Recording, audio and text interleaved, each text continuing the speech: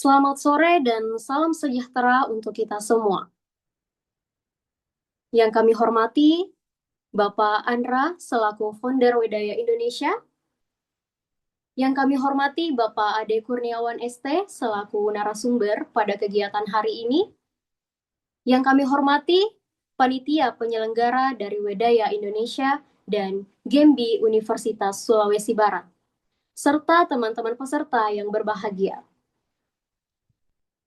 Puji dan syukur kita panjatkan kehadirat Tuhan Yang Maha Esa, karena atas rahmat dan karunia-Nya kita dapat berkumpul secara virtual pada sore hari ini dalam kegiatan Klinik Karir Muda Wedaya bersama Genbi Universitas Sulawesi Barat dalam keadaan sehat dan penuh semangat. Perkenalkan, saya Munawar Ahmad yang akan bertindak sebagai Master of Ceremony dan memandu jalannya acara pada sore hari ini.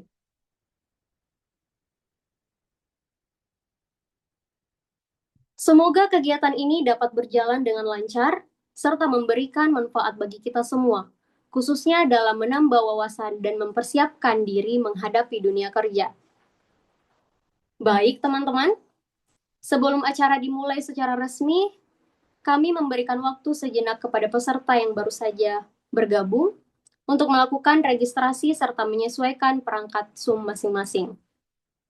Kami juga mengingatkan kepada seluruh peserta untuk memastikan koneksi internet dalam keadaan stabil serta menggunakan nama asli pada Zoom agar memudahkan proses administrasi kegiatan.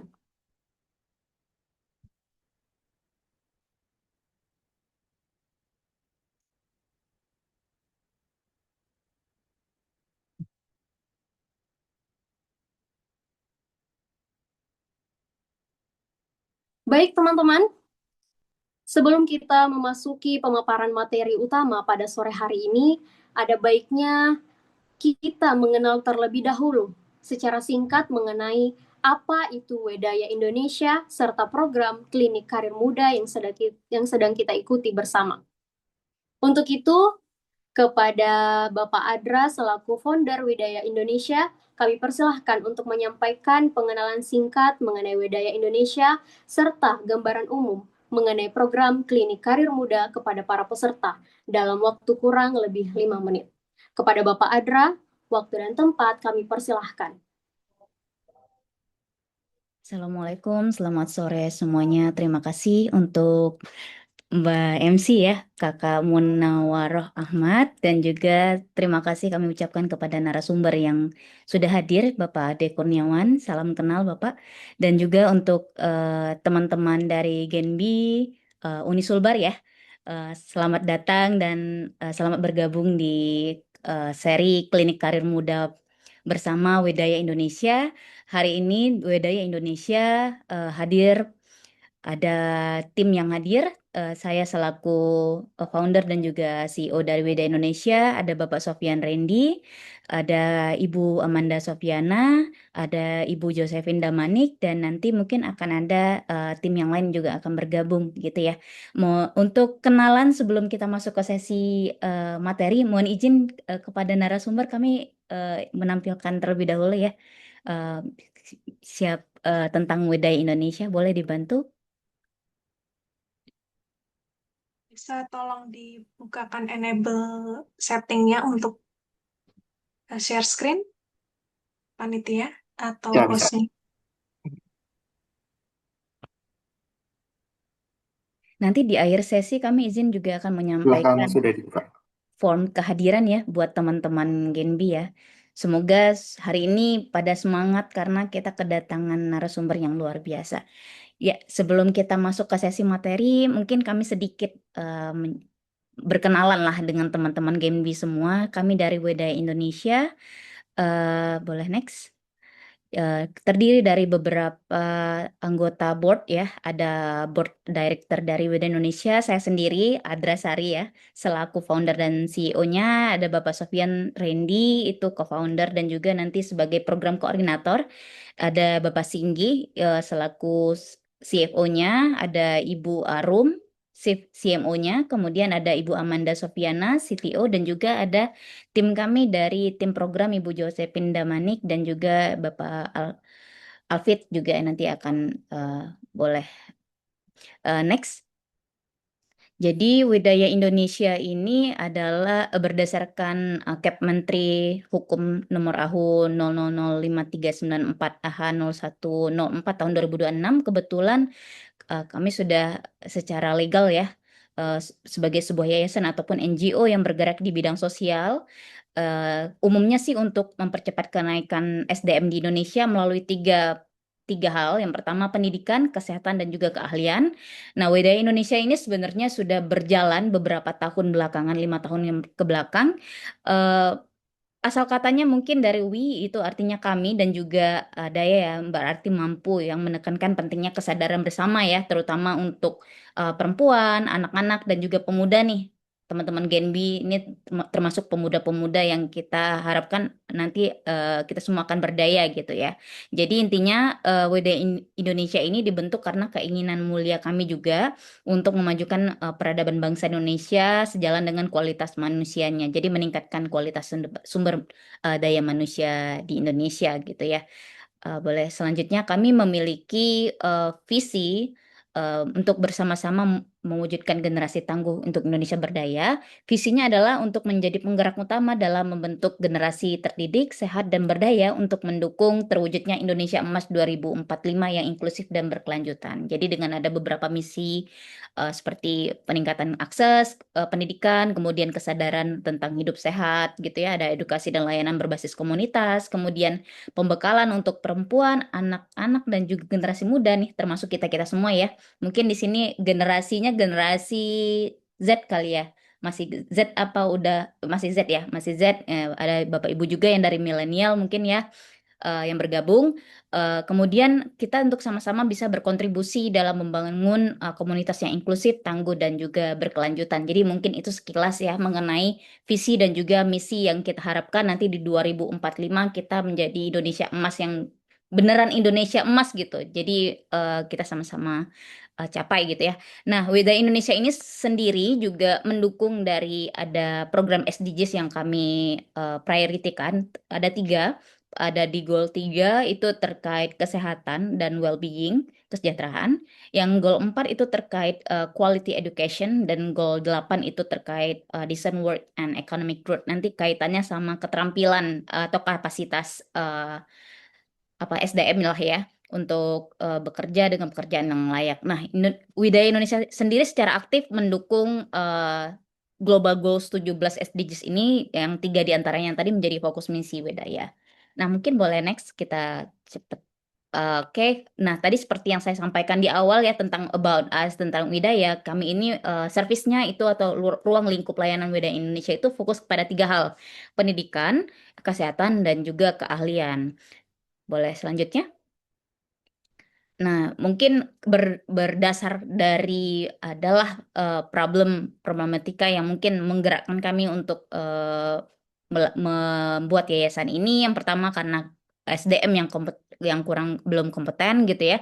Kemudian adanya masalah kesehatan mental dan juga stunting. Kemudian skor indeks daya saing SDM Indonesia juga masih rendah gitu ya. Boleh selanjutnya?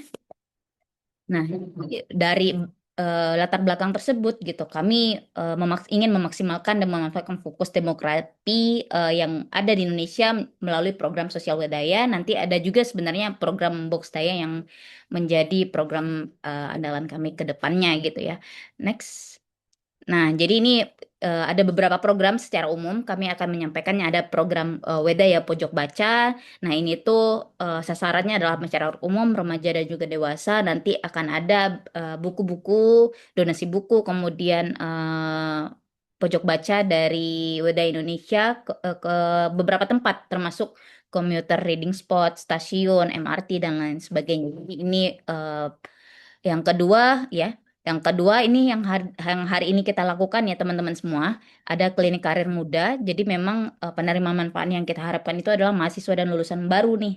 Saya belum tahu nanti boleh disampaikan teman-teman ini semua di semester berapa, mungkin sudah akan mempersiapkan diri untuk lulus atau sudah lulus nanti dengan adanya tema hari ini mungkin akan lebih membantu ya persiapan teman-teman semua seperti tema sekarang adalah membangun CV yang profesional. Jadi ada nanti beberapa tema lainnya. Jadi semoga nanti bisa teman-teman ikuti lebih lanjut ya. Yang ada juga Widaya Edu Talk ini untuk umum, jadi lebih kepada apa ya, masyarakat umum ya targetnya. Kalau tadi kepada mahasiswa ataupun yang fresh grad, kalau ini kepada masyarakat bisa ibu-ibu, bisa siapa aja gitu, komunitas-komunitas gitu.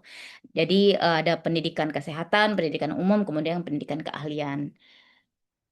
Oke, boleh selanjutnya. Ini mungkin gambaran aja ya teman-teman. Kita udah melaksanakan beberapa kegiatan program sosial Wedaya gitu ya. Kita melakukan kegiatan literasi keuangan, di Taman Baca, kemudian ada ke panti asuhan juga. Kemudian kita kadang-kadang tuh membuka book donation. Jadi teman-teman boleh nih nanti bisa ikut bersama-sama dengan Weda Indonesia untuk melakukan program-program sosial Wedaya. Mungkin dari Genbi ke depannya bisa nih ada program yang bisa kita kolaborasikan lagi gitu ya, yang bisa lebih banyak memberikan kontribusi di masa yang akan datang. Bentar lagi, ini mungkin gambaran singkat aja buat box Daya, boleh kita skip. Ini galeri yang apa namanya istilahnya foto-foto pelaksanaan yang pernah kami laksanakan kerjasama dengan dinas sosial termasuk ya dinas sosial Jakarta gitu. Kami melakukan kegiatan sosial di panti asuhan binaan Dinsos, kemudian ada panti asuhan lainnya, kemudian ada taman rumah baca, beberapa rumah baca dan beberapa komunitas lainnya.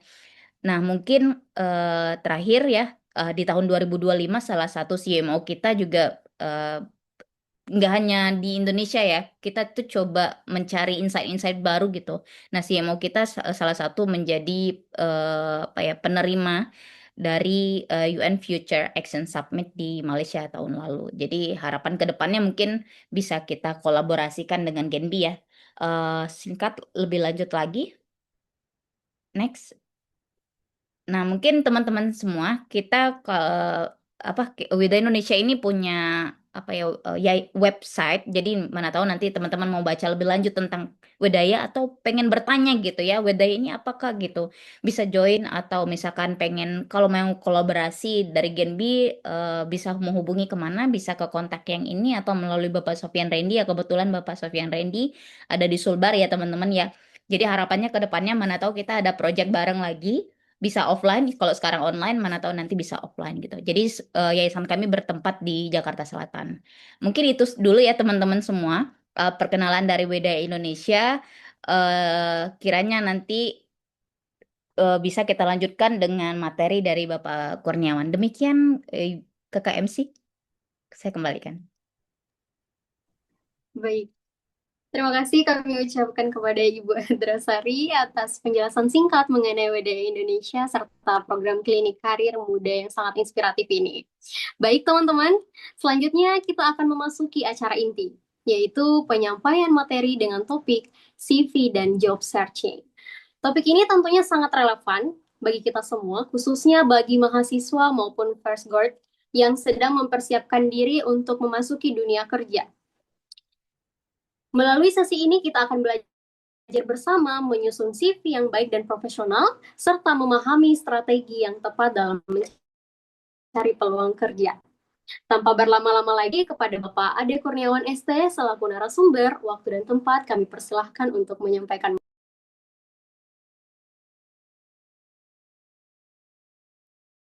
Oke, selamat sore. Selamat sore, Mbak Adra. Selamat sore, Sore. sore Kak. Salam kenal, Mbak Adra. Selamat sore, Mas Randy. Selamat sore, Mbak Amanda. Selamat sore Pak Salam Ade. kenal, Mbak Amanda. Salam kenal juga. Selamat sore, Mbak Josephine. Mbak Munawara, terima kasih sudah dipandu tadi untuk apa namanya perkenalan.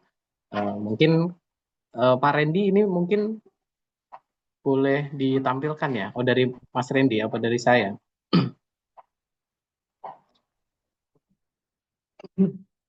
Oke, mungkin sebelum mulai, apabila nanti ada sedikit gangguan terkait dengan suara saya atau mungkin screennya macet, nanti tolong diinfo ya, nanti saya bisa ulang kembali. Selamat sore teman-teman juga dari Uni Sulbar ya, Universitas Sulawesi Barat ya, berarti ya. Sudah hadir dalam sesi ini. Saya pribadi sebenarnya sangat antusias, khususnya terkait dengan pengembangan SDM ya. Bagaimana saya dari SDM, namun tadi sekilas melihat profil dari Wedaya yang sudah dibentuk oleh Mbak Adra dan teman-teman, ini sangat luar biasa.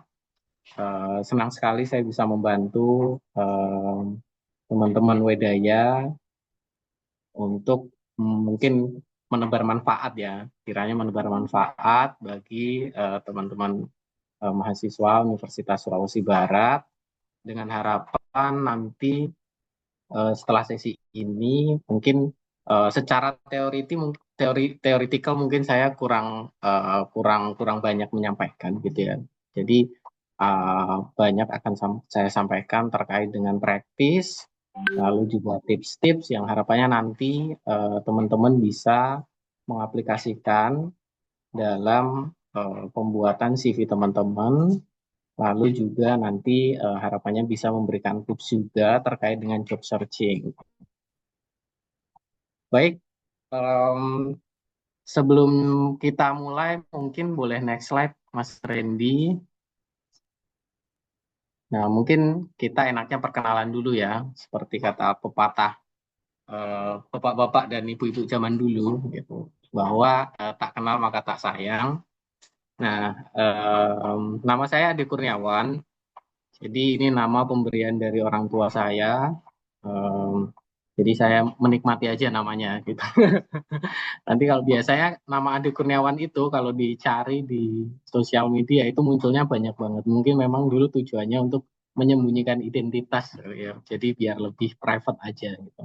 Oke, nanti silahkan panggil saya Ade. Saya biasa dipanggil Ade meskipun ada beberapa nama panggilan lain yang secara informal udah saya dapatkan dari teman-teman termasuk dari Mas Randy sama Mbak Amanda Sofi. Saya bekerja di Garuda Indonesia, teman-teman semua, sejak tahun 2016. Jadi saya memang waktu itu lulus di 2015, lalu mendaftar ke salah satunya ke Garuda Indonesia dan beberapa perusahaan. Akhirnya setelah 3 sampai 6 bulan mencari kerja sebagai job seeker, saya diterima di Garuda Indonesia sebagai tim dari Human Capital atau Human Resource.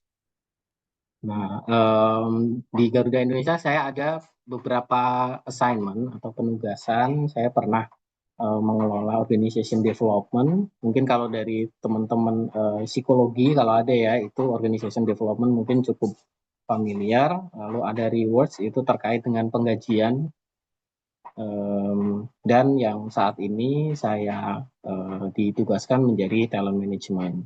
Dan alhamdulillah sedikit banyak lumayan berhubungan dengan tema kita hari ini mengenai kurikulum vitae atau CV dan job seeking atau job search. Nah, di mana saya tinggal? Saya tinggal di Tangerang. Jadi nanti kalau rekan-rekan misalnya ada yang mau ketemu atau misalnya ada yang terbang dari Sulawesi ke Bandara Soekarno-Hatta, nanti bisa kontak-kontak. Peredaran saya sekitar itu Tangerang, Bandara Soekarno-Hatta dan sekitarnya. Begitu. Oke, boleh di next. Nah, mungkin sebelumnya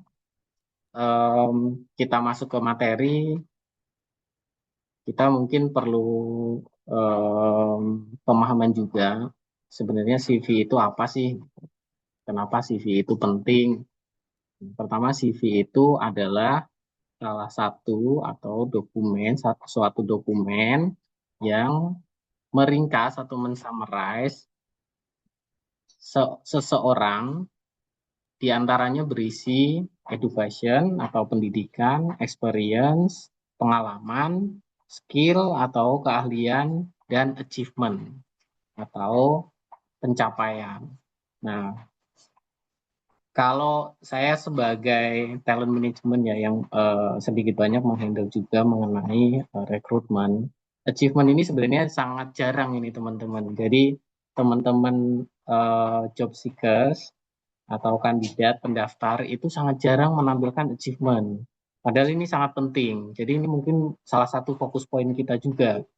Ketika kita membuat CV, kita tampilkan achievement kita gitu. Meskipun kecil, yang penting kita mention. Karena itu nanti akan sangat penting pada saat screening dan juga pada saat interview. Nah, nanti kita coba bisa diskusikan secara detail di bawah. Nah, fungsinya CV ini adalah untuk menampilkan. Jadi ini mungkin kalau kita mengandai-andai ya, mungkin kita misalnya punya pacar nih, pacar baru jadian, misalnya sehari 2 hari. Nah, terus pacar kita ngajak, ayo ketemu sama orang tua saya yuk. Nah, pasti kan teman-teman akan membuat penampilan teman-teman serta pembawaan teman-teman ini gimana caranya bisa diterima di calon mertua atau mungkin masih pacar ya, orang tua dari pacar kita. Nah, apa yang dilakukan oleh kita? Misalnya yang biasanya nggak dandan, dandan. Yang biasanya nggak pakai pomade, kita pomade. Yang biasanya pakai baju biasa aja gitu, kita pakai baju terbaik kita gitu. Jadi harapannya adalah menunjukkan atau merepresentasikan kepribadian kita, kepribadian terbaik kita, diri kita dalam versi terbaik untuk diterima oleh orang tua dari pacar kita atau calon mertua.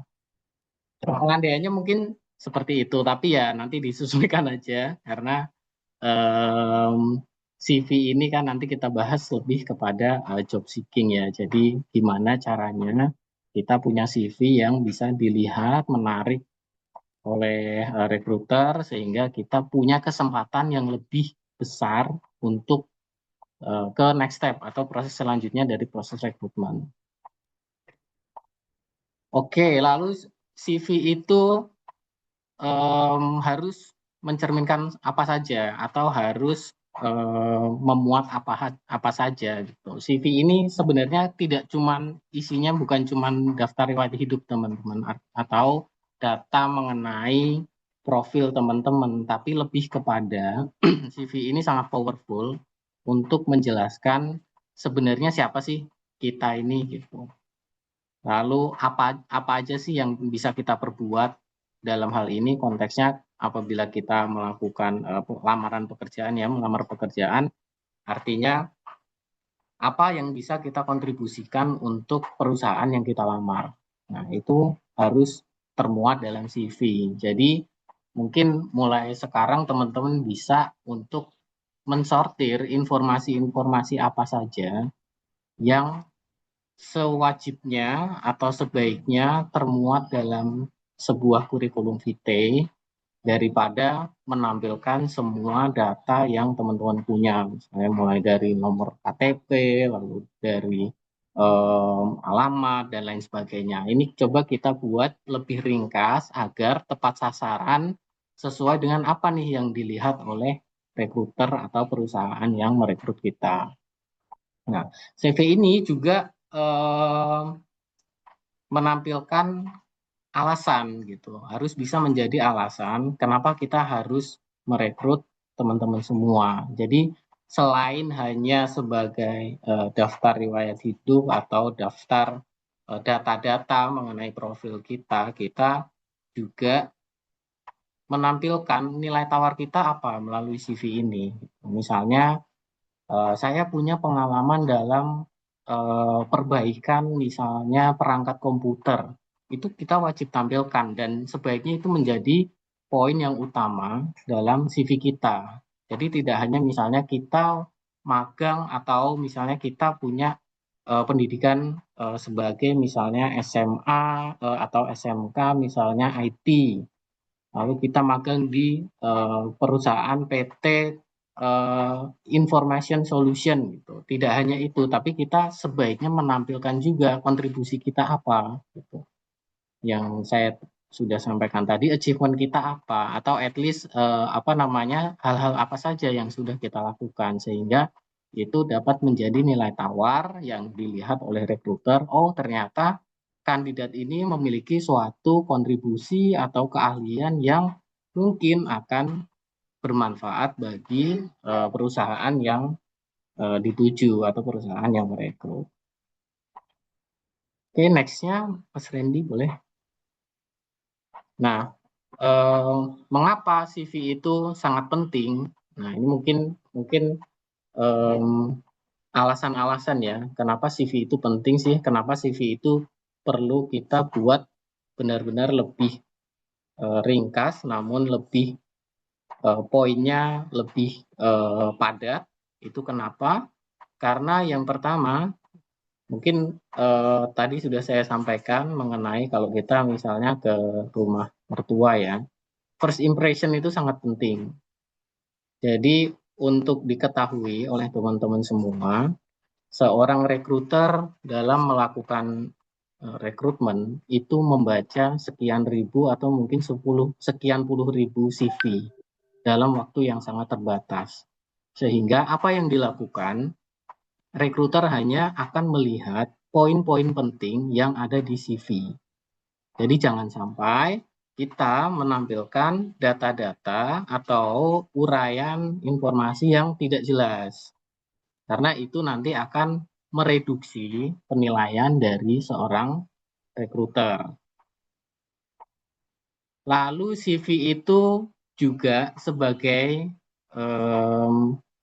dokumen yang merepresentasikan professional identity. Jadi identitas profesionalnya sebenarnya kita itu siapa, dari perusahaan mana, lalu dari kampus mana, lalu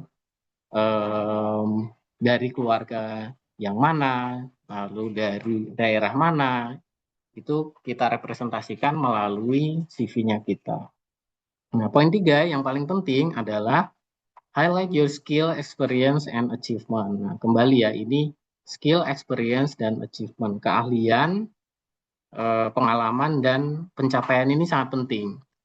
Mungkin dalam waktu kurang dari 1 menit, seorang rekruter itu akan terfokus selain pada nama ya, selain pada nama, mungkin juga ringkasan dari profil dari pegawai atau kandidat itu sangat jeli dalam melihat keahlian, pengalaman, dan pencapaian. Jadi ini merupakan fokus penting teman-teman. Nanti kita di bawah mungkin ada tips-tipsnya untuk gimana sih caranya menampilkan biar rekruter itu tertarik gitu. Nah, yang keempat adalah sebagai alat untuk screening.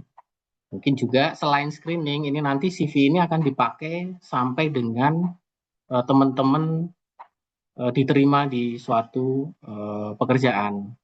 Jadi yang pertama, nanti CV ini akan dipakai untuk menyeleksi.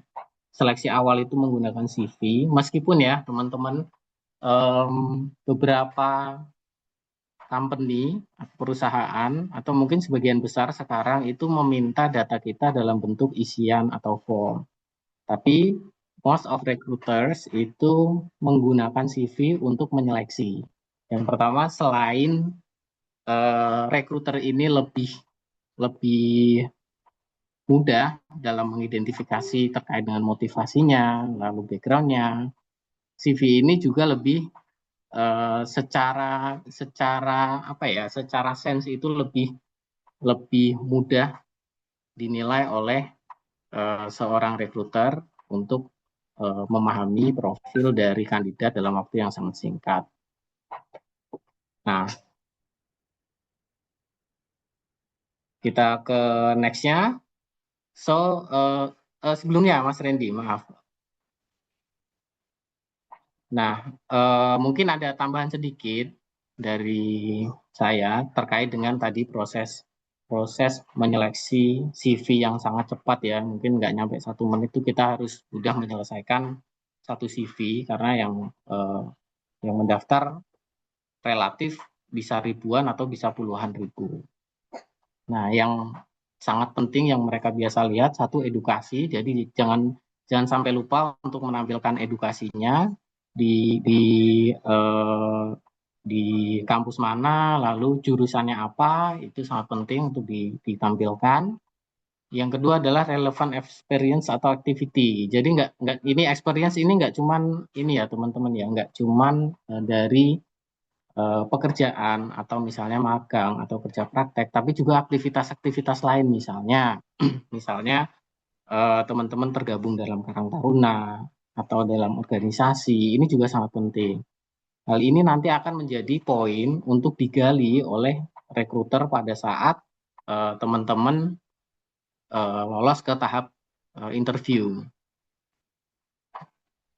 Nah, selain itu juga skill. Nah, skill ini juga teman-teman perlu tampilkan dan sebisa mungkin selalu diupdate karena skill ini kan relatif bergeraknya cepat ya, apalagi teman-teman sekarang bisa memanfaatkan platform-platform untuk pembelajaran, jadi teman-teman harus selalu update di area skill ini.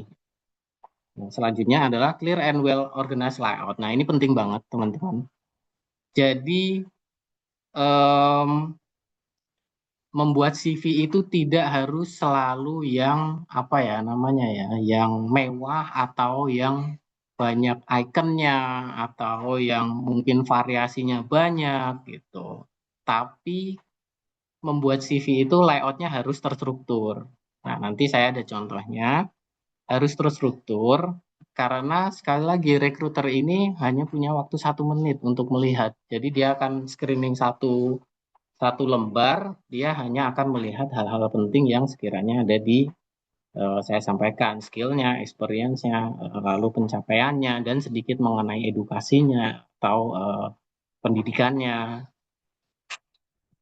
Jadi layout ini sangat penting dan syukurnya sekarang ini banyak juga platform-platform yang menyediakan layout untuk CV. Microsoft Word pun sekarang juga sudah menyediakan layout CV, template CV, jadi teman-teman bisa lebih mudah untuk customize layout. Oke, nextnya Mas Randy.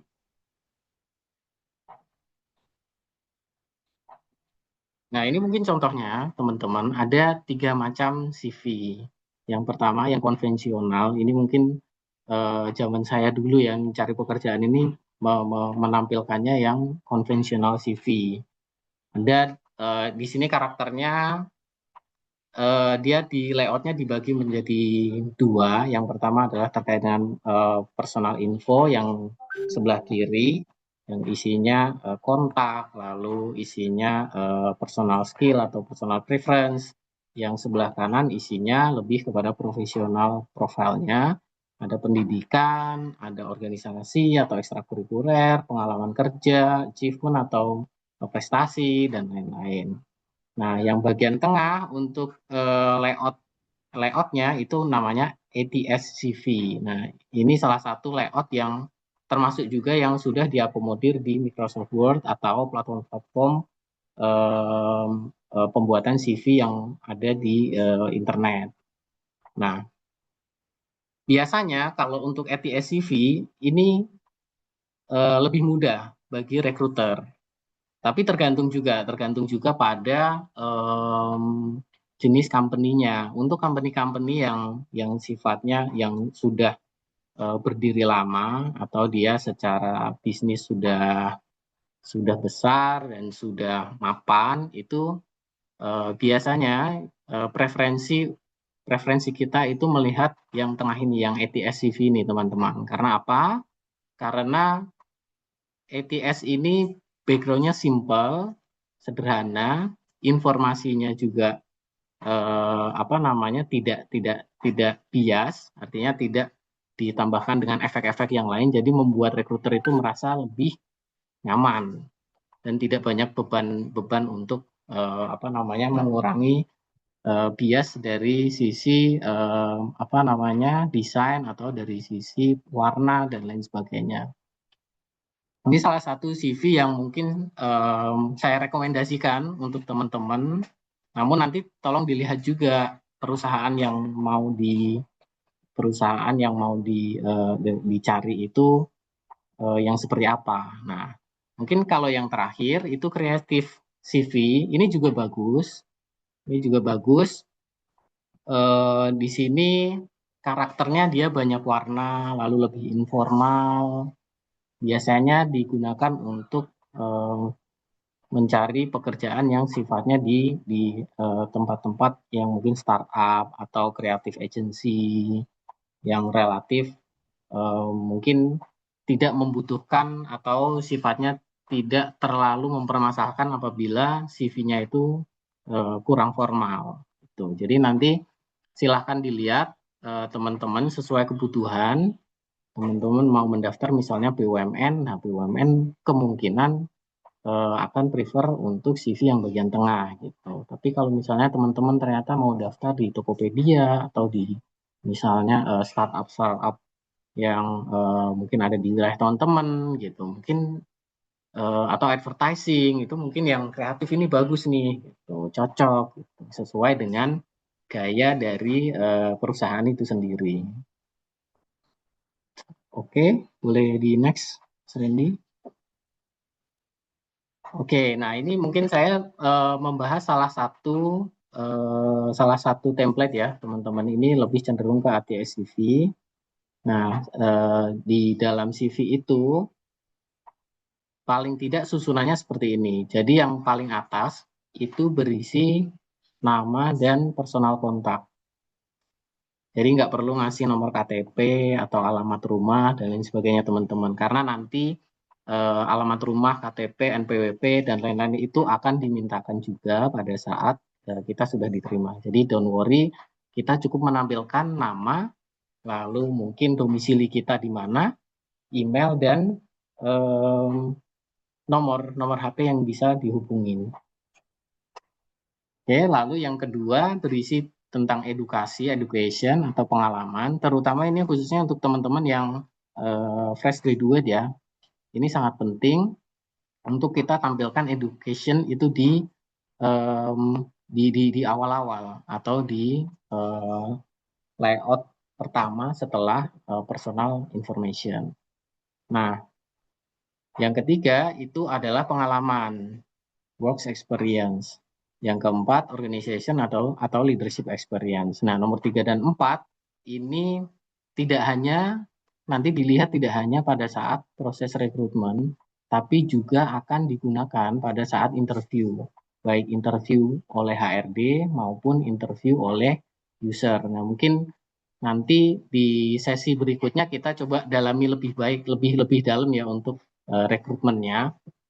Karena untuk dua section ini teman-teman, work experience dan leadership ini ada seorang rekruter akan melihat dari sisi kontribusi apa yang teman-teman sudah lakukan gitu. Jadi daripada menampilkan misalnya ya sudah magang di sini atau bekerja di sini, teman-teman bisa menyusun kata-katanya itu lebih kepada hasil apa yang sudah teman-teman berikan pada saat teman-teman berada di perusahaan X atau pada saat teman-teman magang di perusahaan X atau kerja praktek di perusahaan X.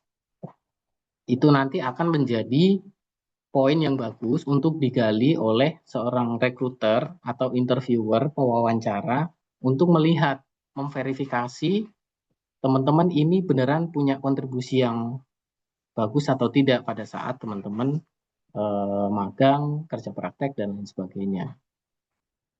Nah, lalu organizational experience itu juga sangat penting. Jadi mungkin salah satu advantage dari teman-teman yang mengikuti organisasi di kampusnya itu adalah teman-teman punya profil ini. Gitu. Pun misalnya teman-teman nggak punya organisasi, nggak join organisasi, teman-teman bisa menampilkan aktivitas-aktivitas lain yang sifatnya berkontribusi atau memberikan manfaat ke masyarakat. Misalnya ya, Karang Taruna, atau misalnya teman-teman punya komunitas, itu juga bisa ditampilkan di sini. Nah, kedua poin ini sangat penting nanti teman-teman untuk melihat, untuk seorang rekruter melihat kemampuan teman-teman ini bisa memberikan kontribusi yang baik atau tidak di perusahaan. Oke, yang terakhir itu skill. Nah, skill ini penting juga teman-teman karena sebagian besar perusahaan itu tidak melakukan terhadap skill-skill teknis ini. Misalnya penguasaan Microsoft Word itu relatif tidak melakukan testing terhadap itu. Jadi teman-teman bisa menampilkan penguasaan, misalnya penguasaan software apa aja, lalu misalnya teman-teman punya usaha, teman-teman berarti punya skill terkait dengan marketing atau business development dan lain sebagainya, itu juga penting ditampilkan. Jadi kira-kira ini yang pertama, ini informasi yang paling penting. Jadi untuk informasi lainnya mungkin bisa dikesampingkan. Nanti pada saat membuat CV, jangan terlalu panjang-panjang. Sebisa mungkin kalau bisa satu halaman aja teman-teman. Yang isinya ada personal info atau kontak info, lalu education atau pendidikan, pengalaman bekerja, magang, dan lain sebagainya, lalu pengalaman di bidang organisasi atau komunitas atau gerakan atau dalam bentuk lainnya. Lalu yang kelima adalah skill atau keahlian dari teman-teman, bisa skill yang teman-teman pelajari atau skill yang teman-teman dapat dari kuliah atau memang skill yang teman-teman pelajari dari pengalaman pribadi teman-teman. Oke, kita akan next.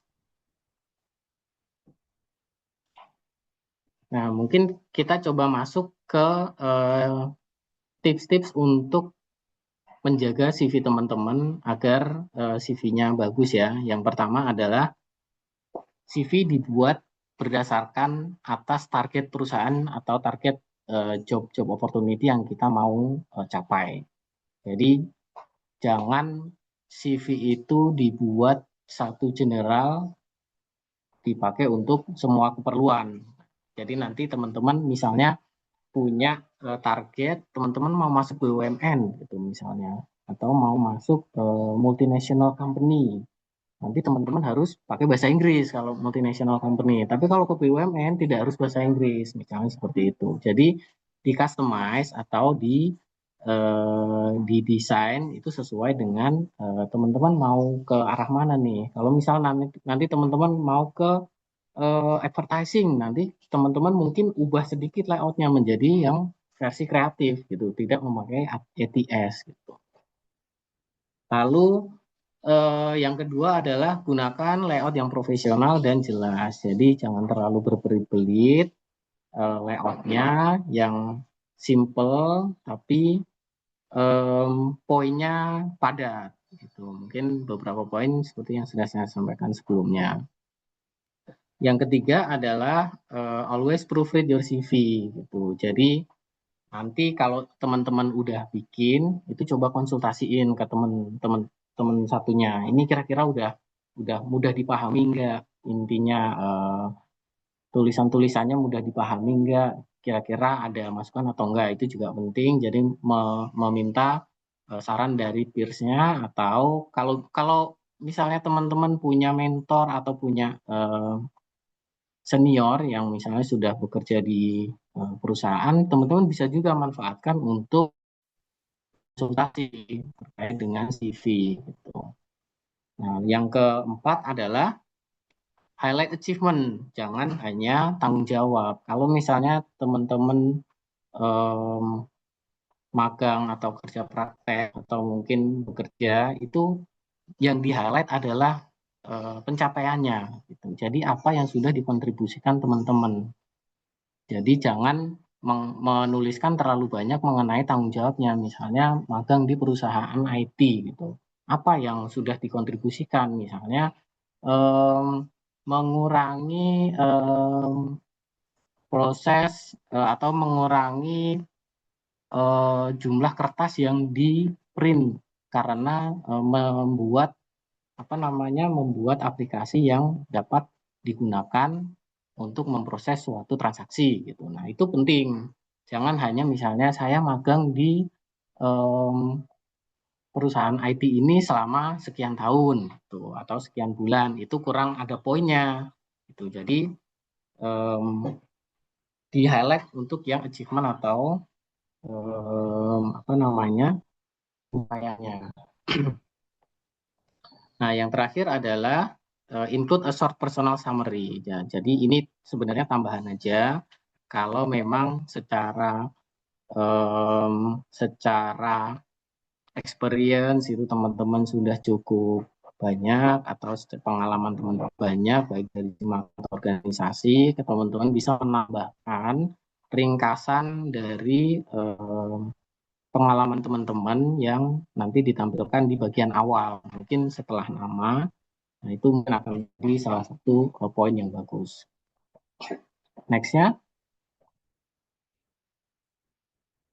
Nah, ini mungkin kita masuk ke do's and don'ts-nya ya teman-teman. Jadi apa-apa aja sih yang sebaiknya dan setidak baiknya dilakukan untuk pembuatan CV. Yang pertama adalah saran saya CV-nya itu harus simpel dan bersih. Jadi jangan terlalu banyak distraksi atau misalnya kita taruh icon-icon di sebelah sini, di sebelah sana, di bagian tengah, di bagian pojok, itu akan cukup membuat recruiter apa namanya ya, mau makan waktu terlalu banyak. Jadi biasanya kalau terlalu banyak distraksi itu udah di skip aja gitu. Jadi buatlah yang sederhana dan bersih gitu. Meskipun misalnya teman-teman menggunakan Creative CV, usahakan Creative CV ini juga tidak banyak distraksi. Misalnya menggunakan yang sangat full color, ada 7 warna Mejiku Hibinu dipakai semua, itu juga tidak baik. Tapi pakai warna-warna yang sekiranya relevan atau satu sama lain itu tidak bertabrakan. Jadi tetap estetik, tetap bagus, tapi juga tetap apa namanya, tidak mendistraksi dari sisi recruiter dalam melihat CV teman-teman.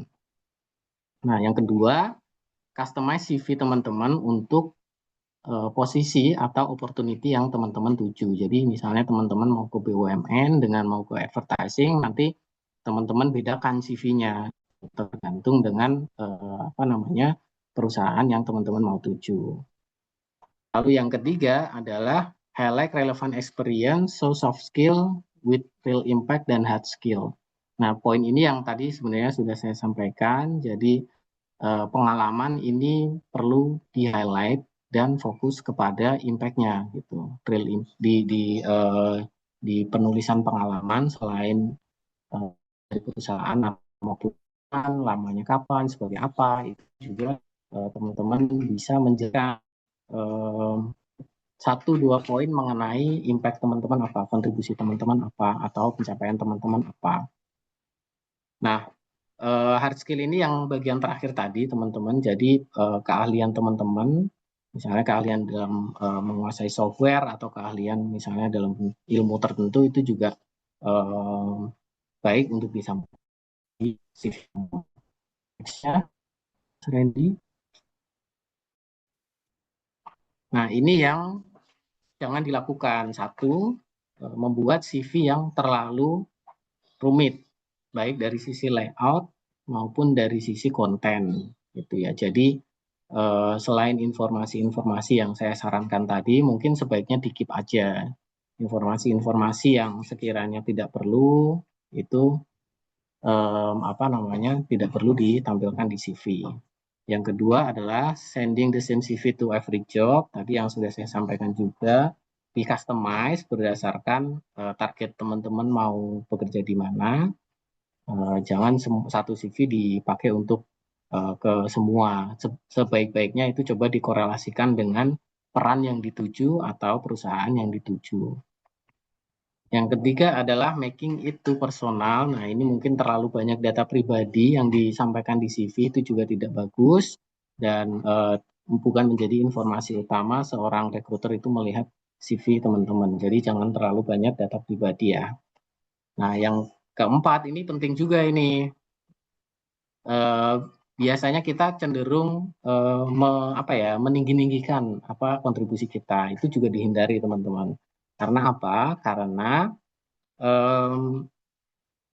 pencapaian yang kita tuliskan di dalam CV ini nanti juga akan diverifikasi pada saat interview. Nah, kalau nanti teman-teman lolos sampai interview, baik interview user atau interview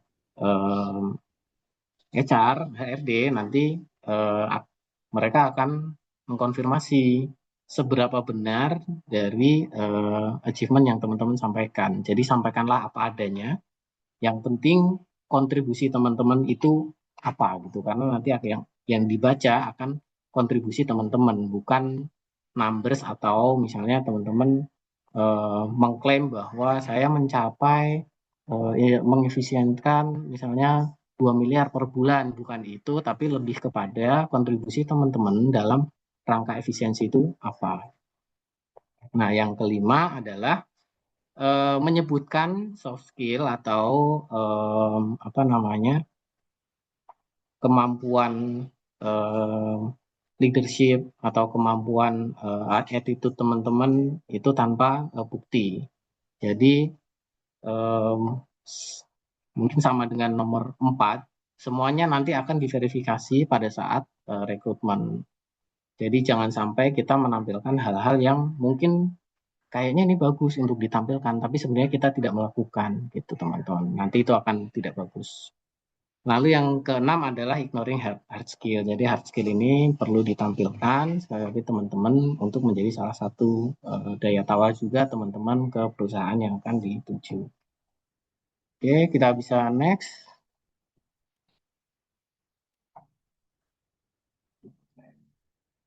Nah, ini mungkin teknologi yang tidak ada ya di waktu saya waktu itu melamar pekerjaan. Jadi, apakah ChatGPT itu bisa membantu kita dalam membuat CV? Ya, jawabannya bisa dan sangat bisa. Mungkin saya pribadi sangat menyarankan untuk teman-teman juga menggunakan ChatGPT. Selain dia bisa membantu kita untuk menyusun kata-kata yang sesuai, dia juga bisa mempercepat kerja kita dalam membuat CV. Tapi teman-teman kita harus bijak dalam menggunakan ChatGPT. Tidak semua yang ditampilkan atau dituliskan oleh ChatGPT itu kita langsung copy paste. Tapi kita berikan sentuhan-sentuhan manusiawi lah yang kita punya untuk menyusun CV kita. Karena even satu kata atau dua kata itu juga sangat berpengaruh, dan sekarang pun rekruter juga punya apa namanya, platform yang bisa mendeteksi ini CV-nya buatan AI atau memang dibuat oleh teman-teman sendiri, itu bisa dideteksi. Jadi jangan sampai AI ini jadi katakanlah teman-teman sangat apa namanya, memanfaatkan AI ini tanpa ada kontrol dari teman-teman.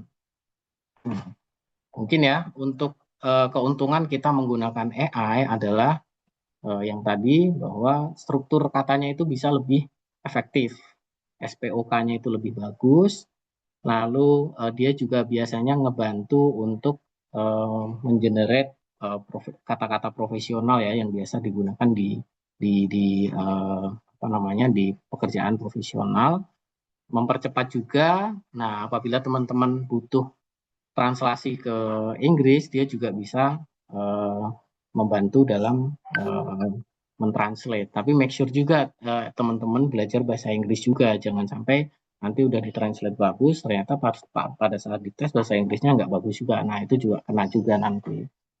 Nah, lalu ChatGPT ini juga bisa membantu teman-teman untuk meringkas pengalaman profesional teman-teman. Nah, tapi sekali lagi namanya teknologi ya pasti ada kekurangan dan sebaiknya dihindari. Jadi konten yang biasa atau uraian yang biasa ditampilkan oleh ChatGPT ini biasanya lebih umum. Jadi nggak spesifik, sehingga terkadang tanpa alat pun ini rekruter bisa membaca, oh ini dihasilkan dari ChatGPT gitu. Biasanya dia langsung skip CV-nya gitu. Yang kedua adalah may not fully capture your real experience. Yang tadi itu kalau tidak ada sentuhan manusiawinya, dia apa namanya, inti dari experience atau pengalamannya itu tidak tersampaikan ke rekruter. Dia atau terlalu dibesar-besarkan biasanya gitu. ChatGPT kan tipikalnya dia kadang suka yes man aja gitu. Kita mintanya apa, kadang-kadang dia kasih, habis itu dia kasih lebih berbunga, tidak realistis. Nah, terakhir biasanya dia pakai itu rekomendasinya sama ke semua orang. Jadi terlalu terlalu apa namanya general sehingga satu orang dengan orang lain itu sama. Jadi kehilangan uniqueness dari teman-teman. Nah, pesannya di sini mungkin gunakan ChatGPT sebagai pendukung aja, tapi tidak untuk menggantikan kreativitas teman-teman dalam membuat CV-nya teman-teman. Itu karena yang terbaik kita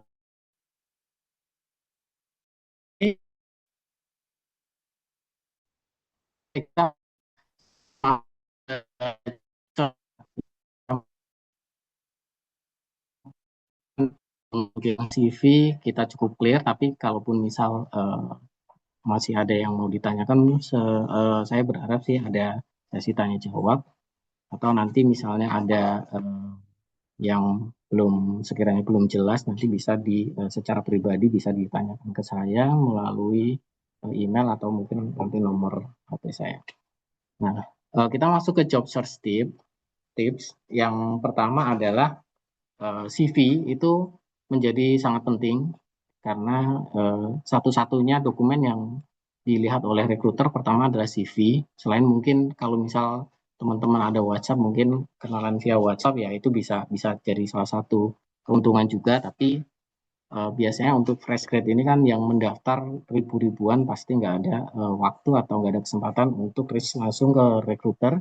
Jadi CV-nya teman-teman ini merupakan dokumen satu-satunya yang merepresentasikan diri teman-teman. Jadi buatlah sebagus mungkin, seclear mungkin yang menggambarkan sisi terbaik dari teman-teman.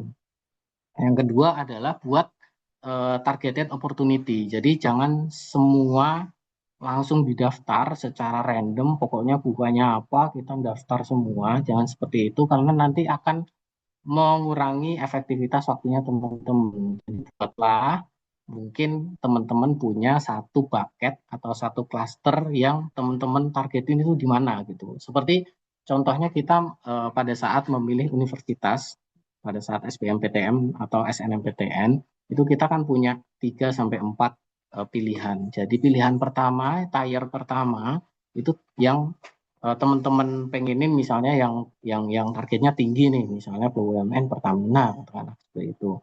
Yang kedua mungkin yang level medium aja gitu, mungkin oke lah BUMN mungkin, tapi ya nggak setingkat Pertamina, nggak apa-apa lah misalnya BUMN di tingkat daerah gitu misalnya.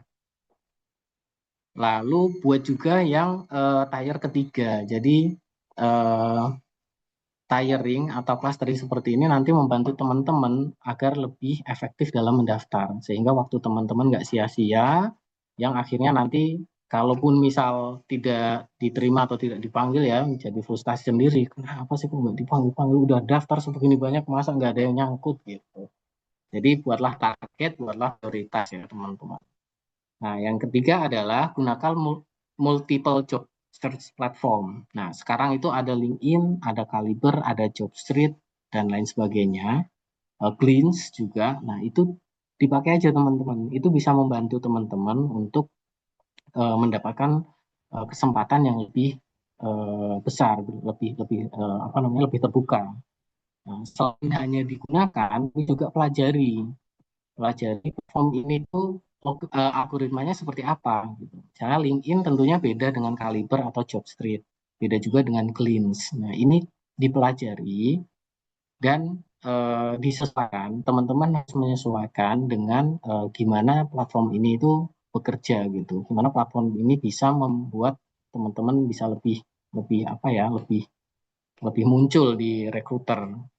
Nah, teman-teman juga bisa melihat tutorialnya di beberapa video di YouTube, itu sudah lumayan banyak. Misalnya untuk di LinkedIn itu cara mainnya gimana, lalu di Kaliber atau di Glints itu cara mainnya gimana. Nah, bisa juga ada pertanyaan juga seperti ini, kenapa kita nggak milih satu aja Pak yang sekiranya cocok buat kita? Oke, nggak salah, benar banget.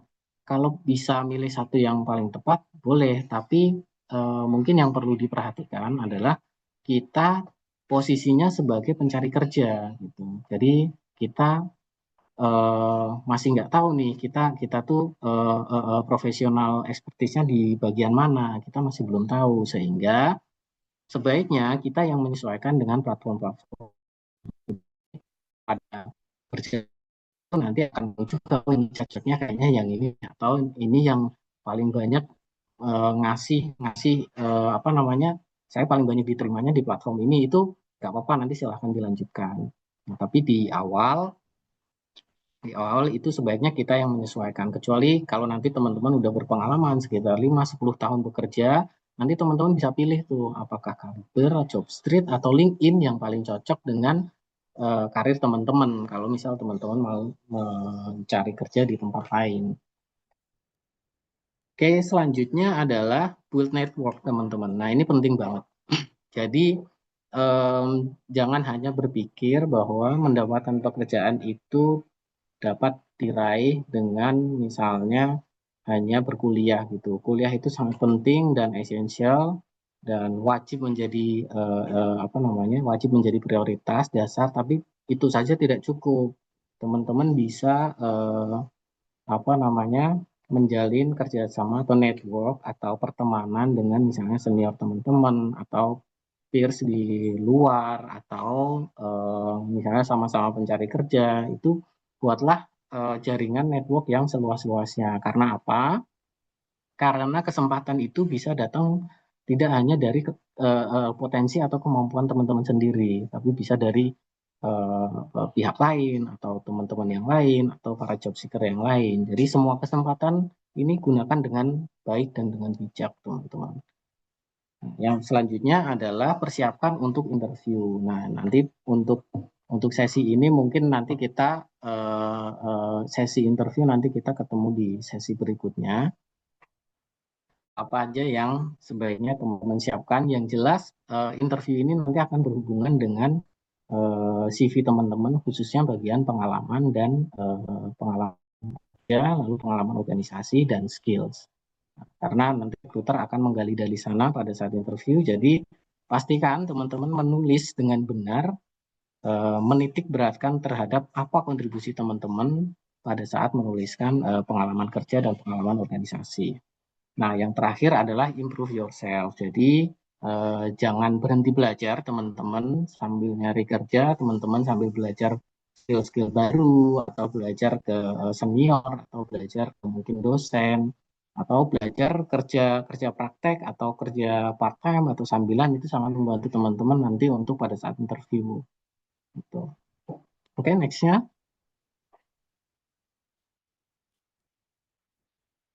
Nah, ini sedikit perspektif ya dari sisi rekruter. Gimana sih rekruter melihat teman-teman ini potensial? Utamanya di sisi sebelah kiri teman-teman. Yang pertama adalah role fit, yang kedua adalah culture fit. Nah, jadi ada dua poin besaran ya. Yang pertama role fit itu adalah seberapa cocok kemampuan, keahlian, dan pengalaman teman-teman itu terhadap job yang dipersyaratkan di perusahaan. Biasanya nanti akan pada saat interview akan diverifikasi terkait dengan keahlian-keahlian teman-teman, di mana kita biasanya membagi dua. Keahlian itu ada technical, yang kita bilang tadi kalau di depan kita bilang hard skill, yang misalnya penguasaan Microsoft Word, atau misalnya kemampuan menghitung, atau misalnya kemampuan menggunakan tools-tools AI, atau kemampuan misalnya marketing, itu technical skill yang nanti juga akan diverifikasi pada saat rekrutmen, terutama biasanya pada saat rekrutmen interview user. Nah, tapi ini tidak menjadi yang utama teman-teman. Jadi jangan salah sangka ketika teman-teman punya banyak skill, banyak keahlian karena pengalamannya mungkin udah banyak ya di sana sini, mempelajari banyak tools itu menjamin teman-teman diterima itu belum tentu teman-teman. Ada yang namanya soft skill atau behavior skill. Soft skill itu terkait dengan gimana teman-teman memimpin, gimana cara teman-teman untuk menyelesaikan masalah, terus gimana caranya teman-teman menghadapi masalah, apakah teman-teman cukup tahan banting terhadap situasi pekerjaan yang mungkin berubah dengan sangat cepat. Nah, ini mungkin secara jangka panjang ini lebih dilihat daripada technical. Karena prinsipnya technical ini bisa dipelajari oleh teman-teman sendiri dan biasanya bisa dipelajari dalam waktu yang relatif cepat. Sedangkan untuk yang soft skill ini pembentukannya lebih sulit, teman-teman. Jadi perusahaan akan sangat menitik beratkan kepada soft skill atau behavior skill terkait gimana teman-teman tadi itu resiliensinya, problem solvingnya dibandingkan dengan technical skill. Tapi technical skill juga penting. Oke. Nah, yang selanjutnya adalah culture fit. Culture fit ini maksudnya adalah seberapa cocok teman-teman terhadap cara kerja yang ada di perusahaan. Nah, biasanya culture fit ini diperoleh dari yang pertama adalah value proposition atau nilai tawar dari teman-teman. Bisa dilihat dari CV teman atau bisa dilihat dari saat interview. Apakah teman-teman ini cocok dengan budaya perusahaan yang seperti ini. Katakanlah misalnya, contohnya ya, misalnya di manufaktur. Biasanya manufaktur itu apa namanya diberatkan pada terkait dengan ini safety, jadi keamanan atau K3. Maka perusahaan akan mencari orang-orang yang punya kepatuhan tinggi terhadap SOP, prosedur atau aturan yang berlaku. Nah, apakah teman-teman ini cocok? Apakah teman-teman lebih cocok untuk bekerja dalam lingkungan yang lebih kreatif atau lebih cocok terhadap lingkungan yang segala sesuatunya sudah diatur dan harus dipatuhi? Nah, ini namanya culture fit. Jadi jangan berkecil hati ketika ternyata behavior skill teman-teman itu bagus, pengalamannya udah oke, lalu skill kepemimpinannya juga udah bagus, lalu menguasai juga beberapa technical skill yang dipersyaratkan, tapi ternyata culture fit-nya nggak cocok dan teman-teman nggak diterima, itu nggak apa-apa. Itu memang salah satu apa namanya filter yang dilakukan oleh perusahaan untuk mencari yang memang secara budaya kerja memang cocok gitu. Berarti teman-teman memang bukan rezekinya di situ. Pun kalaupun dipaksakan, misalnya teman-teman cenderung lebih nyaman kerja di tempat kreatif, tapi teman-teman masuk ke tempat-tempat yang sangat strict dengan aturan, nanti teman-teman akan stres sendiri gitu. Jadi memaknainya bukan teman-teman nggak bagus, tapi lebih kepada ini nggak cocok dan jangka panjang nggak bagus untuk karirnya teman-teman. Nah, lalu personality teman-teman. Jadi attitude atau tingkah laku atau etika teman-teman itu sangat dilihat juga. Jadi ini perlu dijaga juga dan sebaiknya ini dibentuk mulai dari sekarang ya teman-teman. Jadi kalaupun misal teman-teman mau masuk ke korporasi, targetnya korporasi yang misalnya memang sudah besar, itu berarti teman-teman perlu untuk mempelajari personality ini. Jadi bagaimana cara teman-teman beretika, bagaimana cara teman-teman berdandan, bagaimana cara teman-teman menyampaikan pendapat, itu perlu dipelajari. Nah, yang terakhir adalah dari background. Ini memang ada beberapa company yang melakukan background itu sampai melihat kamu keluarganya siapa, lalu terus terafiliasi dengan apa, itu sampai seperti itu. Tapi mungkin ini nggak terlalu common, tapi salah satu penentu juga untuk teman-teman sehingga mungkin mulai sekarang sebisa mungkin bergaul dengan orang-orang yang baik, terus ikut atau berpartisipasi ke kegiatan-kegiatan yang baik, misalnya ya termasuk ya seminar ini kan forum yang baik. Nah, itu nanti akan menjadi salah satu advantage teman-teman terkait dengan culture fit.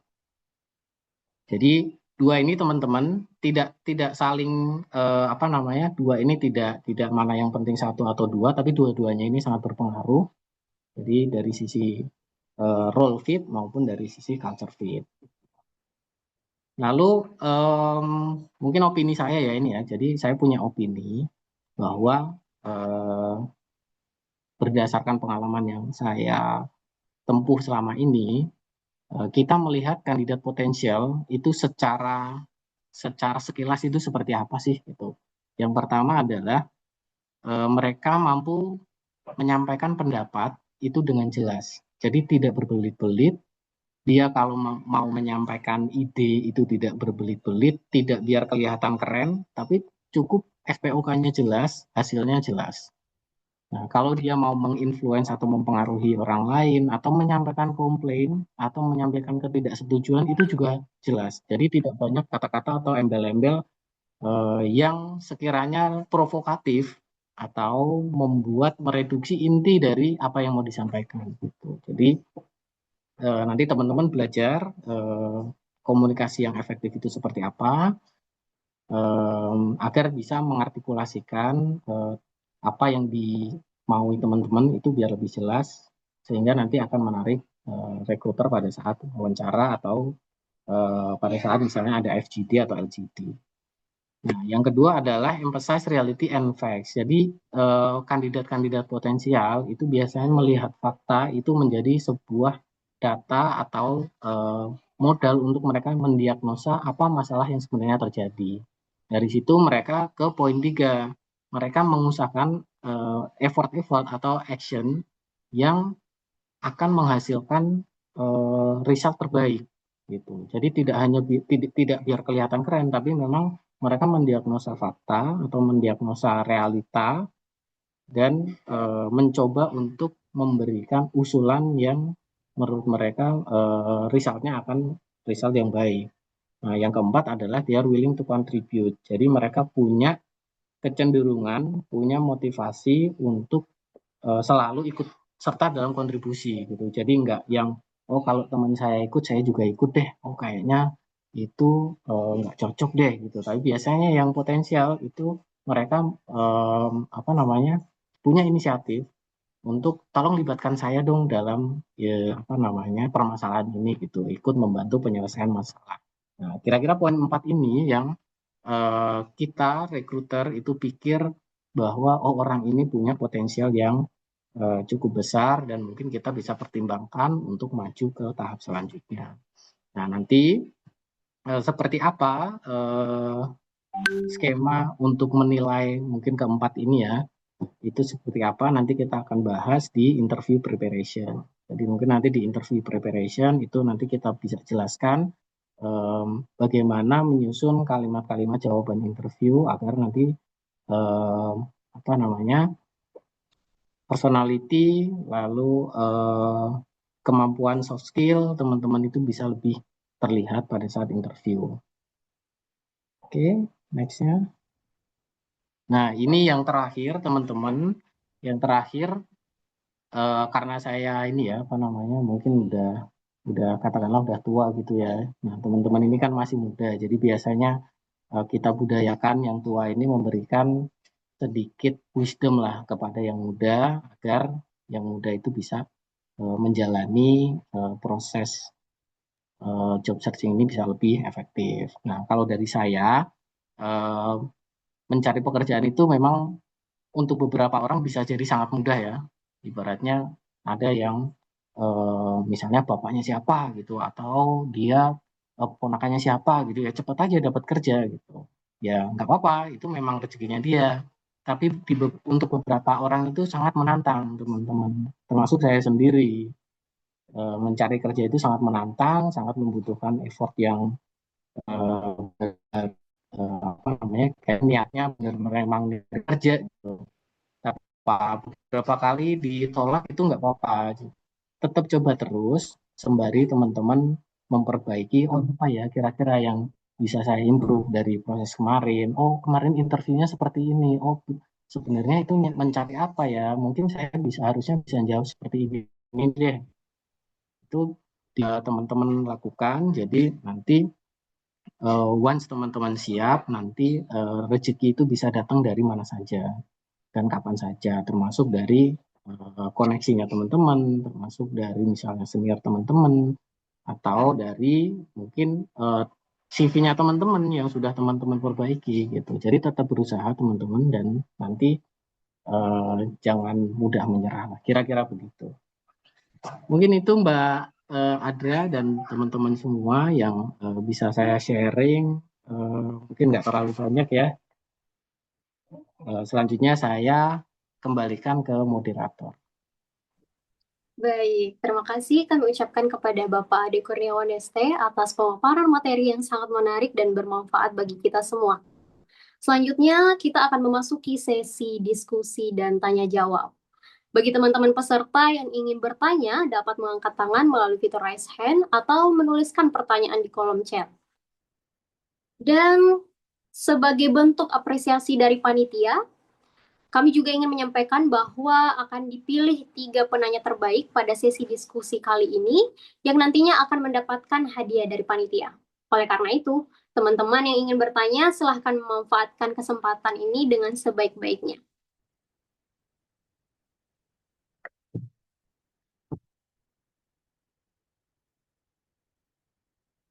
Baik, teman-teman yang ingin bertanya silahkan, atau ingin bertanya langsung melalui Zoom juga boleh.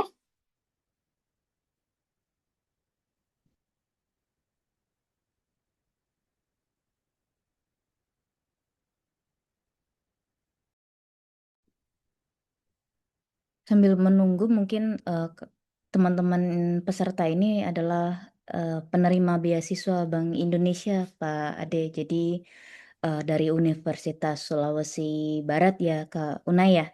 Jadi yang Iya. bergabung di hari ini itu kebetulan para peserta penerima beasiswa. Jadi teman-teman Genbi boleh silakan sambil memperkenalkan diri juga boleh silakan nanti sebutkan aja nama, kemudian mungkin jurusan atau lagi semester berapa gitu ya Pak Ade ya. Jadi boleh silakan langsung bertanya teman-teman.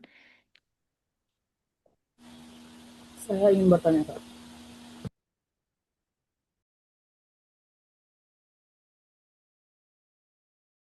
Silakan Kak Fajarudin. Tadi kalau nggak salah ya saya dengar unmute Kak Iya, Una. Saudara Boleh nanti. Fajarudin. Ah.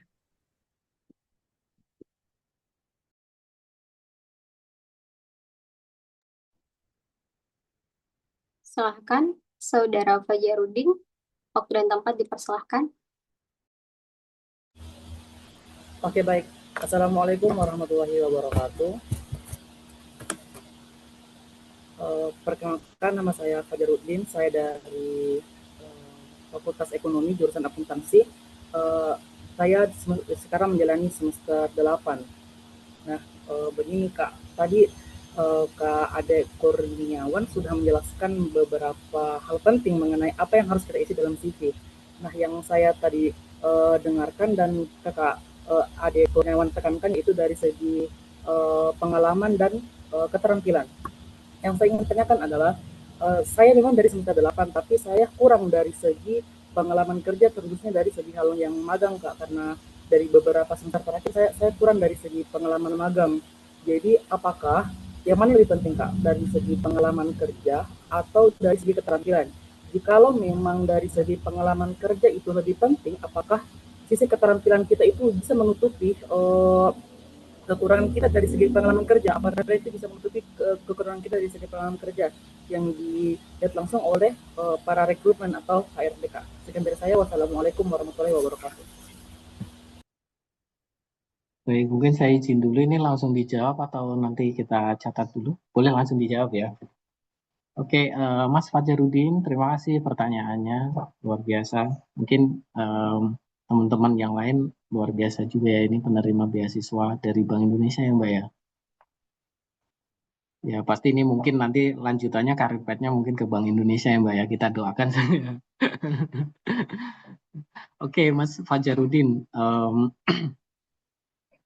apabila pengalaman kerjanya memang belum banyak ya tadi ya, belum kuat, belum sekuat keterampilan, apakah keterampilan ini bisa menggantikan atau sebagai substitusi untuk menunjang penilaian dari recruiter? Tentunya bisa. Jadi nanti mungkin di CV-nya Mas Fajarudin bisa menampilkan lebih banyak mengenai keterampilan. Namun nanti untuk pengalaman itu sekecil apapun itu tetap dituliskan. Jadi nanti mungkin saya kasih bocoran sedikit ya. Apa sih yang dilihat? Apakah seberapa banyak keterampilan, seberapa banyak pengalaman, atau misalnya pengalamannya itu harus ke tempat yang dan yang tersohor gitu? Itu tidak harus. Jadi intinya adalah nanti yang akan dilihat adalah dari sisi bagaimana Mas Fajarudin itu pada saat mencapai atau pada saat punya kerja itu apa-apa yang dilakukan, lalu apa aja kontribusi yang sudah dilakukan. Intinya itu, meskipun misalnya eh, katakanlah Mas Fajarudin punya pengalaman, punya komunitas kecil isinya 3 orang yang eh, tugasnya itu atau tujuannya itu misalnya mengadakan apa mengadakan Jumat Berkah atau misalnya sahur on the road, itu juga silakan ditampilkan. Itu kita tidak menilai dari sisi besar kecilnya atau bobotnya, tapi lebih kepada gimana cara Mas eh, Fajarudin ini dulu berkontribusi. Kenapa Mas Fajarudin ini dulu membuat komunitas seperti itu atau membuat perkumpulan seperti itu. Nah, dan even kita rekruter, sekalipun benar-benar ya tidak ada pengalaman sama sekali berorganisasi atau pengalaman kerja, pun nanti kita akan menggali dari sisi apa namanya keluarga seperti apa, lalu apa yang dilakukan, kesibukannya dan lain sebagainya. Nah, namun eh, saya personally secara pribadi menyarankan sebaik-baiknya tetap ada pengalaman organisasi, minimal pengalaman organisasi atau pengalaman kerja atau pengalaman kerja praktek gitu. Mungkin saya rasa sih semua semua universitas mensyaratkan itu ya pengalaman untuk kerja praktek gitu ya. Itu bisa nanti digali dari situ gitu. Dan kalau sudah melakukan ya tinggal menggalinya. Kalau belum dilakukan, misalnya ada teman-teman yang semester 3, semester 4, semester 5, nanti buatlah apa namanya pengalaman magang atau pengalaman pengalaman kerja praktek itu eh, di mana teman-teman bisa me- eh, me- me- me- memberikan kontribusi gitu. Jadi nanti teman-teman bisa mencantumkan itu di CV gitu. Jadi kalau yang belum kerja praktek, jangan sampai kerja prakteknya itu cuman datang doang, tanda tangan absen, habis itu pulang, tapi buatlah sesuatu hal yang bermakna, berkontribusi, nanti itu menjadi salah satu nilai tambah teman-teman di CV-nya teman-teman. Gitu. Mungkin itu Mas Fajarudin. Baik, terima kasih atas jawabannya, Pak Ade. Bagaimana Saudara Fajarudin? Oke, baik. Terima kasih atas jawabannya, Kak. Saya sungguh inspiratif. Saya selaku, mungkin memang dari segi pengalaman memang saya sulit banget, tapi saya ini suatu tantangan bagi saya sendiri. Jadi terima kasih atas jawabannya. Kalau saya bisa melakukan hal yang terbaik. Baik, terima kasih atas pertanyaannya yang luar biasa oleh Saudara Fajarudin. Selanjutnya, teman-teman, masih ada yang ingin bertanya? Baik, oleh Saudari Putri. Dengan ini dipersilahkan. Baik, sebelumnya terima kasih kepada moderator atas kesempatan yang telah diberikan. Izin perkenalkan, nama saya Putri Ainun Hayat, salah satu penerima beasiswa dari Bank Indonesia. Jadi izin bertanya Pak, jadi dengan maraknya penggunaan AI saat ini untuk menulis CV, bagaimana rekrutmen saat ini membedakan antara kandidat yang memang kompeten dengan kandidat yang hanya meminta AI untuk membuat CV yang nampak profesional, di mana kita tahu bahwa rekruter itu melihat CV kurang lebih hanya semenit saja. Itu saja, terima kasih Pak. Baik, mantap sekali nih. Salam kenal Mbak Putri. Oke, bagaimana rekruter mengenali ya? Mungkin mengenali CV-CV yang tidak buatan tangan manusia, kira-kira begitu ya. Jadi lebih banyak campur tangan dari AI-nya. Satu, em, para rekruter bisa menggunakan platform. Jadi ada beberapa platform yang menyediakan screening itu via by AI juga gitu. Jadi ada platform yang menyediakan AI untuk menyeleksi CV gitu. Jadi AI lawan AI ya udah gitu. Nah, itu yang pertama itu untuk company-company yang punya sistem yang sangat bagus ya. Yang kedua, company-company yang apa namanya yang mungkin belum punya sistem yang masih mengandalkan rekruternya untuk menyeleksi satu persatu, Itu salah satunya bisa dilihat dari susunan kata per katanya. Ya, memang kita kan juga pengguna AI juga dan kita kurang lebih ya memahami pattern dari pola dari AI ini dalam memberikan rekomendasi kata-kata. Nah, itu kita cukup memahami. Yang kedua, apa namanya? Biasanya antara satu satu katakanlah misalnya menuliskan 3 pengalaman, antara satu dengan yang lain itu relatif sama sebenarnya, cuman dibedakan sedikit pada konteks apa namanya, konteks kerja di mana gitu, atau punya pengalaman kerja di mana, tapi biasanya susunan katanya itu sama karena eh, si AI ini sebenarnya membaca preferensi dari penggunanya gitu, jadi yang dihasilkan itu sama, SPOK-nya sama, terus apa yang dikontribusikan itu bisa jadi sama gitu. Nah, itu yang kedua. Yang ketiga adalah bisa jadi tidak menutup kemungkinan rekruter ini miss juga, skip juga melihat oh ini bagus nih masuk. Nah, nanti filter selanjutnya adalah pada saat tes, baik dari tes psikologi, tes keahlian maupun pada saat interview nanti akan terlihat kemampuannya seperti apa gitu. Mungkin itu kira-kira tiga metode gimana rekruter itu melihat CV yang di-generate-nya oleh AI. Baik, bagaimana Saudari Putri? Terima kasih atas jawabannya, Pak. Baik, selanjutnya teman-teman masih ada yang mau bertanya, mungkin satu orang lagi.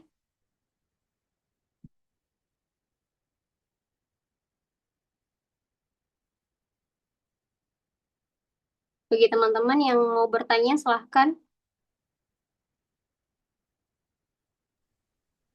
Ada Muhammad Dias, Kak, itu raise hand. Oke. Baik, oleh Saudara Muhammad Dias, dengan ini dipersilahkan.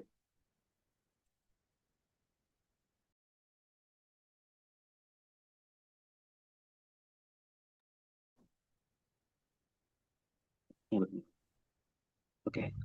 Pertama perkenalkan, nama saya Muhammad Dias dari Fakultas Teknik jurusan Informatika. Nah, di sini saya ingin bertanya mengenai strategi dalam membuat CV, Kak. Jadi kira-kira lebih efektif mana itu? Misal kita ingin membuat CV yang tergolong benar-benar spesifik untuk satu posisi lamaran pekerjaan, atau kita bisa membuat CV yang mungkin lebih general, tetapi di sini kita tetap memperhatikan atau kita bisa menonjolkan skill atau kompetensi kita, kira-kira mana yang lebih efektif? Mungkin itu saya pertanyaan saya. Luar biasa, terima kasih Mas Muhammad Dias. Sebenarnya pertanyaannya sudah dijawab oleh Mas sendiri. Jadi betul sekali Mas, tepat pertanyaan dan jawabannya tepat sebenarnya. Jadi kita mengcustomize CV itu mungkin nggak harus layoutnya berubah atau nggak harus kontennya berubah. Nah, jadi nanti diperhatikan saja antara perusahaan yang dituju, posisi yang dituju, dengan profilnya atau CV-nya sekarang punya Mas Dias seperti apa, lalu cukup memodifikasi part-part pentingnya aja. Betul, tadi misalnya Mas Dias saat ini di teknik informatika ya. Nah, mungkin satu Mas Dias ternyata pengen karirnya di IT, yang satunya coba Mas Dias coba yang non IT deh, misalnya di manajemen atau mungkin di HR atau mungkin di area lain. Nanti Mas Dias tinggal modifikasi terkait dengan misalnya keahlian, itu paling mudah sih, keahlian bisa dimodifikasi. Yang kedua, kalau misal Mas Dias dari IT tapi tertarik dengan SDM, maka nanti terkait dengan achievement itu Mas Dias bisa menjelaskan yang hal-hal yang berkorelasi dengan human gitu, dengan people misalnya ya, terkait dengan gimana timnya itu bekerja sama satu sama lain, itu bisa menyentuh ke area itu gitu. Jadi modifikasinya bisa dari sisi itu kalau terkait dengan konten. Kalau terkait dengan layout itu bisa juga Misalnya yang tadinya pengennya yang di BUMN, yang formal gitu ya, ke usaha-usaha atau bisnis-bisnis yang informal atau bisnis-bisnis yang sifatnya teknologi basis, itu bisa disesuaikan juga dari sisi layoutnya gitu.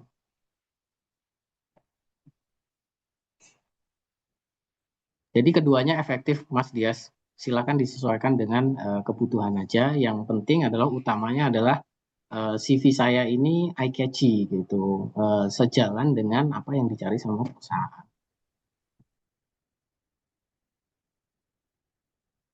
Oke, bagaimana Saudara Muhammad Dias? Baik, mungkin saya rasa cukup untuk jawabannya sangat menjawab pertanyaan saya tadi. Terima kasih, Pak. Baik, terima kasih.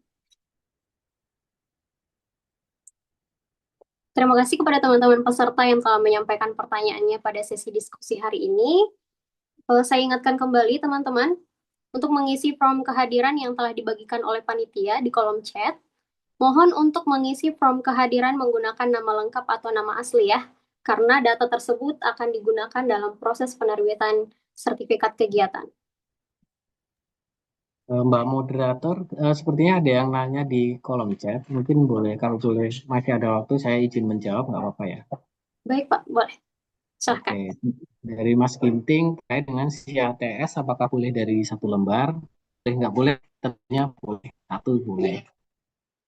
Yang kedua, karena banyak organizational experience yang diikuti untuk pendidikan, apakah dicantumkan cukup pendidikan terakhir? Karena banyak organizational experience, satu prioritaskan organizational experience yang eh, mendukung atau berkorelasi dengan role atau posisi yang Anda tuju. Jadi, hmm, coba dinilai atau coba dibobotkan mana bobot yang paling besar untuk ditampilkan agar nanti rekruternya membacanya, oh ini searah nih dengan apa yang dimau sama perusahaan.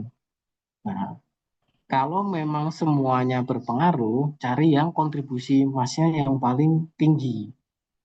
Sebenarnya rekruter nggak akan melihat banyak-banyak, hanya 2 sampai 3 aja, katakanlah begitu. Jadi saya pun misalnya ya dalam mencari pekerjaan mencantumkan di CV itu tidak semua hal yang saya lakukan 10 tahun ini saya cantumkan, tapi pointers-pointers utama yang sekiranya signifikan ini untuk menjadi nilai tawar saya, itu yang saya tampilkan.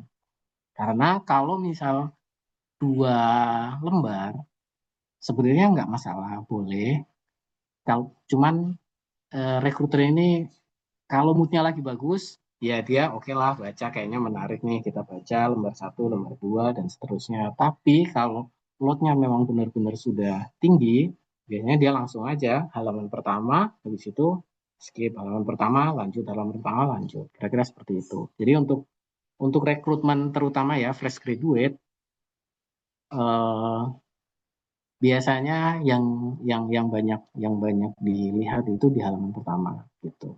Kecuali gini Mas, ketika sudah lolos di screening CV, lanjut ke tes dan lolos ke tes, lanjut ke interview. Nah, pada saat interview ini mungkin memang eh, rekruter itu kembali membaca lagi CV kita. Oh iya ya, oh nanti saya mau tanyain ini, yang pengalaman ini, yang pengalaman ini, yang pengalaman ini.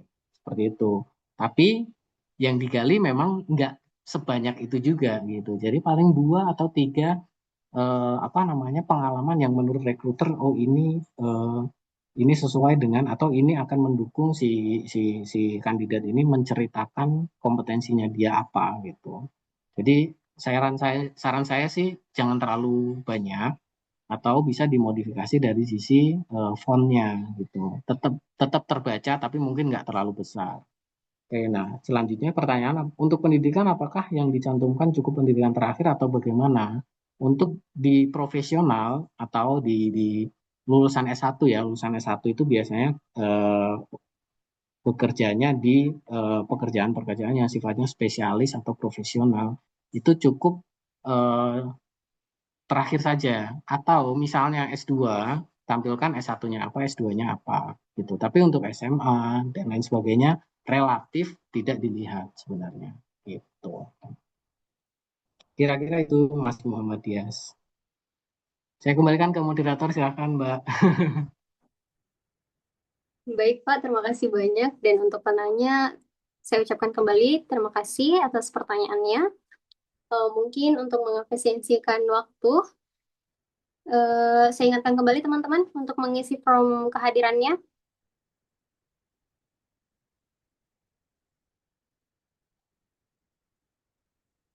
Dan sebelum kita menutup kegiatan pada sore hari ini, kita akan melaksanakan sesi foto bersama sebagai dokumentasi kegiatan Klinik Karir Muda Wedaya bersama Genbi Universitas Sulawesi Barat.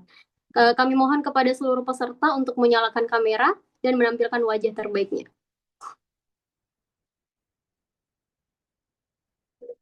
Panitia akan mengambil beberapa tangkapan layar untuk dokumentasi kegiatan. Kami persilahkan kepada panitia untuk memandu sesi foto bersama. Baik, terima kasih.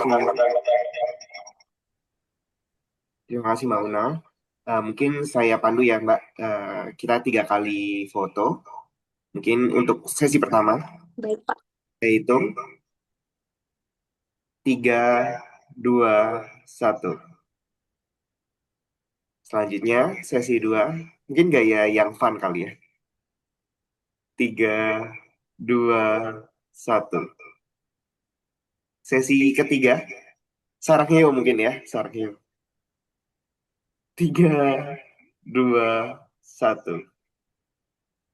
Oke, terima kasih Mbak Una. Saya kembalikan ke Mbak Una. Baik, terima kasih Bapak.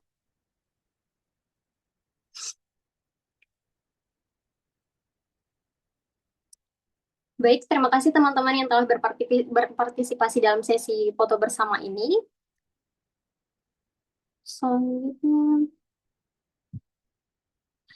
terima kasih kami ucapkan kepada narasumber dan kepada Ibu Adrasari, terima kasih banyak, dan Bapak Ade Kurniawan atas ilmu dan partisipasinya pada kegiatan hari ini. Akhir kata, saya selaku MC memohon maaf apabila selama memandu jalannya acara terdapat kata-kata yang kurang berkenan. Kami juga mengingatkan kembali kepada teman-teman bahwa sesi kedua Klinik Karir Muda Wedaya bersama Gembi Universitas Sulawesi Barat akan dilaksanakan pada Sabtu 14 Maret 2026 dengan topik interview preparation. Terima kasih atas perhatian dan partisipasi teman-teman semua. Saya ucapkan wabillahi taufiq wal hidayah. Wassalamualaikum warahmatullahi wabarakatuh.